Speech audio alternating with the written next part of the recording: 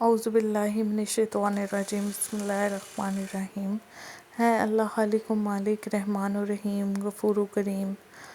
حج بیت اللہ کے اس مبارک موقع پر دنیا بھر سے آئے ہوئے مسلمان تیرے عاجز بندے تیرے بلاوے پر تیرے حکم کے مطابق تیرے گھر میں حاضر ہیں۔ اپنے گناہوں پر نادم اور شرمسار ہو کر تجھ سے عفو درگزر کی دعائیں مانگتے ہیں۔ یہ تیرا ہی فضل و کرم ہے کہ تو نے ہمیں حرم شریف اور روضہ رسول صلی اللہ علیہ وآلہ وسلم پر حاضر ہونے کی توفیق عطا فرمائی۔ اے رب العالمین، مدفوع جذبات سے ہماری آنکھیں اشک بار ہیں۔ ہم تیرے در پر ہاتھ پھیلائے ہوئے اپنے اور اپنے بزرگوں، عزیز و اقارب، دوست و احباب اور تمام مسلمانوں کے لیے بخشش اور مغفرت کی دعا مانگتے ہیں۔ اے اللہ، تو ہماری اس دعا کو اور توبہ کو اپنے محبوب حضرت محمد صلی اللہ علیہ وآلہ وسلم کے طفیل قبول فرما، ہمیں بخش دے، ہمیں معاف فرما، بے شک تو معاف فرمانے والا ہے۔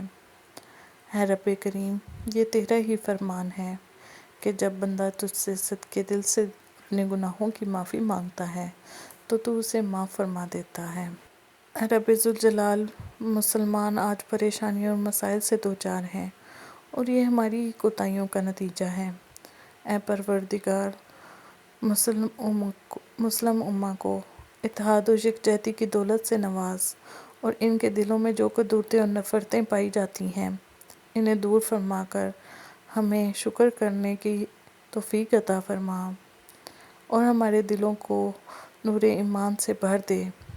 اے اللہ، یہ تیرا ہی فرمان ہے کہ اللہ کی رسی کو مضبوطی سے پکڑے رہو اور آپس میں تفرقہ نہ ڈالو۔ اے اللہ، میں آخر میں پاکستان کے لیے بھی دعا مانگنا چاہتی ہوں۔ اے اللہ، میرے ملک پاکستان کو ہر قسم کی اندرونی اور بیرونی خطرات سے محفوظ رکھ۔ ہم نے یہ ملک تیرے احکامات اور سنت نبوی کو جاری و ساری کرنے کے لیے حاصل کیا تھا۔ مولا کریم، ہمیں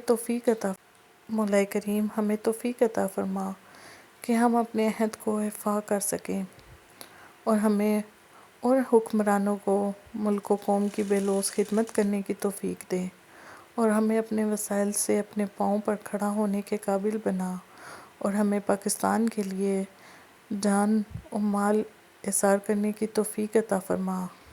اور آخر میں فلسطین کے لیے اسپیشل آپ سب سے درخواست کرتی ہوں کہ فلسطین کے لیے آپ سب لوگ دعا کیجئے کہ اللہ تعالیٰ ان کے لیے آسانیاں اور ان کے لیے مدد بھیجے۔